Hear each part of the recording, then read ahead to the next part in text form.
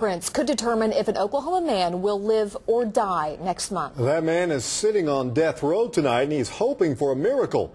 He was scheduled to be executed next week, but Rusty Surratt tells us why the governor is giving him more time. Rusty? Let's give you some background on this first, guys. Jeffrey Matthews is accused of shooting and killing his great uncle nearly 17 years ago. The McLean County murder was big news back then. Tonight, it's getting national attention.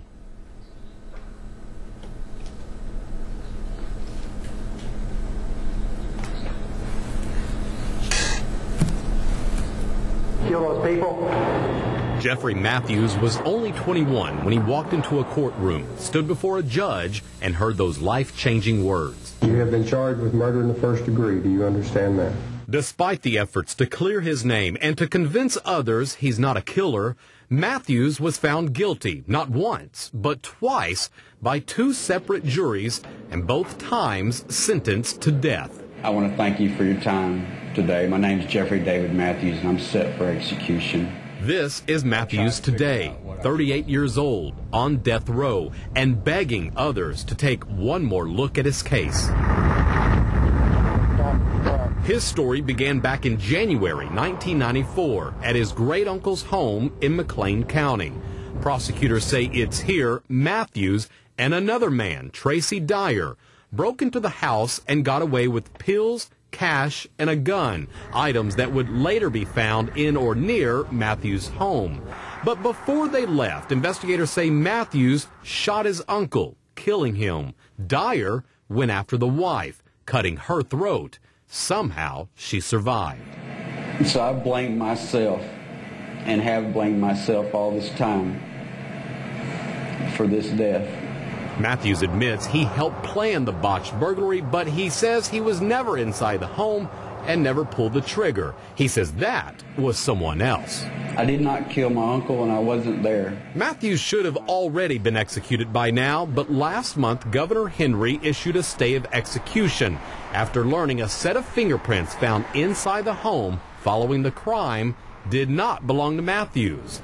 OSBI says somehow over the years it had lost those fingerprints, but last month, after doing one more search, those fingerprints were found in one of OSBI's labs. That agency is now working to see if it can find someone to positively match the prints. In the meantime, there are many, like Michael Mars, who are going online to speak out about the case. I'm a former deputy sheriff in McLean County, Oklahoma. I'm also the arresting officer of Jeff Matthews. Mars says investigators were quick to target Matthews. He says it was sloppy police work and swears evidence was planted.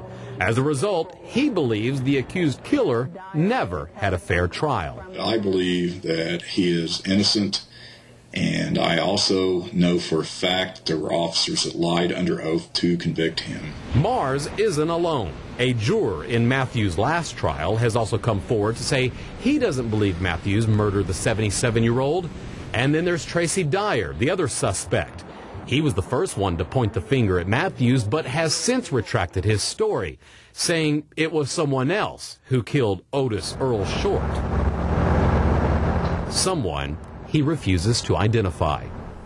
And back to those fingerprints. We are told that the tests on those prints are expected to be in by Monday. And those fingerprints are why Governor Henry issued a second stay of execution today. By the way, Matthews' new execution date is now August 17th. Kelly. All right, Rusty. The Attorney General says Matthews is wasting the state's time and money. Attorneys argue even if Matthews wasn't the one who fired the fatal shot, he is still guilty of murder under Oklahoma's law because he participated in the planning of the crime.